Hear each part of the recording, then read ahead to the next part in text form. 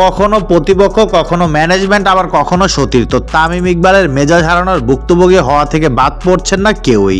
এবারে বিপিএলে মাঠের পারফরমেন্সের আলোচনার বাইরে মূলত আলাপটা চলছে ফরচুন বরিশালের অধিনায়কের ঘন ঘন মেজাজ গরম নিয়েই। এই নিয়ে সামাজিক যোগাযোগ মাধ্যমে চলছে পক্ষে বিপক্ষে বহু সমালোচনা। রংপুর রাইডার্সের ম্যাচে অ্যালেক্স হেলস ঢাকা ক্যাপিটালসের বিপক্ষে সাব্বির আহমেদের সঙ্গে ঝামেলায় জড়িয়ে পড়েছে তামিম ইকবাল। ফরচুন বরিশালের অধিনায়কের মেজাজ হারানোর কথা স্টাম্পের মাইকের সুবাদে শুনেছে দর্শকরাও। আবার বিসিবির সভাপতি মঞ্চে দেরিতে ওঠায় ম্যান অব দ্য ম্যাচের পুরস্কার নেননি, এমন ঘটনাও ঘটেছে। সবশেষ তামিম ইকবাল মেজাজ হারানোর ঘটনা দেখা গিয়েছে চট্টগ্রাম কিংসের বিপক্ষে ম্যাচে। সতীর্থ ওপেনার ডেভিড মালানের সঙ্গে ভুল বুঝাবুঝি সূত্রে আউট হয়েছিলেন তামিম। এরপরই রাগান্বিত চাহনি ছিল তার। এই নিয়েও সরব ছিল সামাজিক যোগাযোগ মাধ্যম।